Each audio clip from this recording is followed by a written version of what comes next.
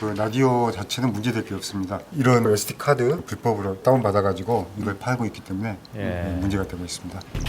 자, 이에 문화체육관광부에서는 불법 복제 음악을 담아 판매하는 곳을 대대적으로 압수수색했습니다. 효도 라디오 열풍의 파장으로 올해 들어 적발 횟수만 해도 무려 15배 정도나 크게 급증했고요.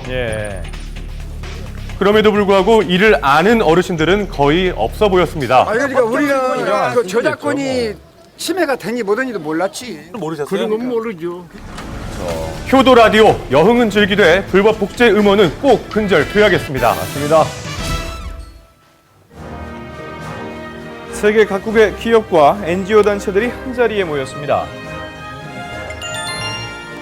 국제협력기구인 UN 글로벌 컴팩트가 기업의 사회적 책임을 강조하고자 마련한 자리인데요. 특별한 시상식도 있었습니다. SBS가 국내 미디어 그룹 최초로 새천년 개발 목표 부문상을 수상했습니다. SBS has shown how to use the power of media to create awareness for the Millennium Development Goals, how to fight poverty, especially child poverty. And this noble undertaking has been very effective. UN은 2015년까지 전 세계 빈곤을 절반으로 줄이는 것을 목표로 하고 있는데요. SBS는 다양한 프로그램을 통해서 이에 대한 사회적 의식 마련 등 큰 역할을 해왔다는 평가를 받았습니다.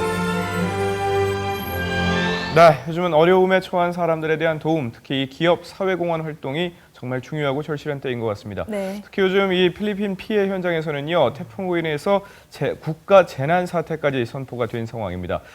세계 전 지역에서 구호의 손길이 이어지고는 있습니다만 워낙 교통편이 부족해서 피해 현장까지 구호 물품이 도착을 못하고 있다고 하네요. 네, 참 걱정이 많이 됩니다. 그런데 이 국내 최초로 재난 지역을 취재했던 저희 모닝와이드의 고현준 씨가 아직도 필리핀 세부에 머물고 있습니다.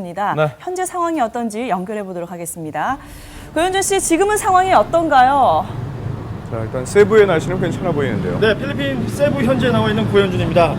지금 태풍 하이엔의 피해 지역들은 아직까지도 통신 상태가 원활하지 않기 때문에 저희가 이 불기 세부 시내에서 이렇게 방송을 연결하고 있는데요.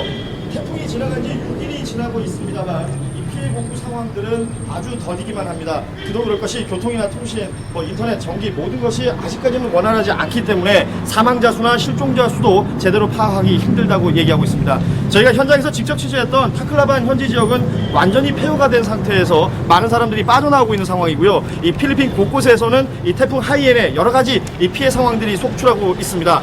제가 직접 이 세부 섬의 북쪽 끝에 있는 이 단반타얀이라는 지역과 그리고 레이테섬, 타클라반이 있는 섬이죠. 이 타클라반의 반대쪽에 있는 올묵이라는 도시를 다녀왔는데요. 이곳에도 태풍 피해 상황이 만만치 않았습니다.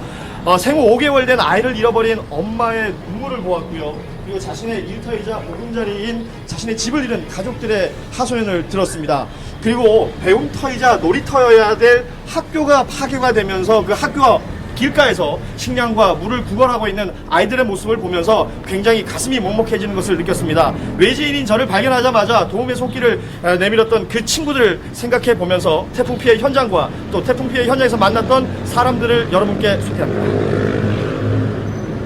바로 어제였습니다.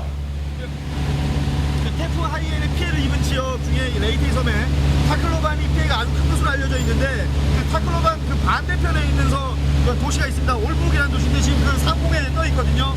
위에서 내려다보니까 이 올묵도 굉장히 큰 피해를 입은 지역으로 보입니다. 사상 최악의 태풍이 관통한 필리핀 중남부의 레이테섬. 취재진은 주도이자 가장 큰 피해 지역인 타클라반에서 100km가량 떨어진 도시 올묵으로 향했습니다. 지금까지 알려진 사실은 가옥의 90% 이상이 파괴되었다는 것뿐 모든 구호 인력과 물품이 타클로반시로 몰리다 보니까 올묵의 피해 상황은 집계조차 이루어지지 않고 있는 상태였습니다. 지붕이 없네요. 지금 막 이 올묵에 내렸는데 보십시오. 여기 올묵공항도 지금 지붕이 하나도 없어요. 땅에 내려와 확인한 올묵의 모습은 정말 처참했습니다. 레이터섬에서 두 번째로 큰 도시다 보니까 막대한 피해가 예상됐는데요. 도심 속에서 가장 먼저 만난 건 길게 늘어선 사람들의 행렬이었습니다. 이 태풍 피해 지역에 있는 사람들이 물과 음식이 부족하다고 호소하고 있습니다. 하지만 부족한 것은 이뿐만이 아니었습니다. 이 많은 사람들이 기다리고 있는 건 다름 아닌 석유였습니다.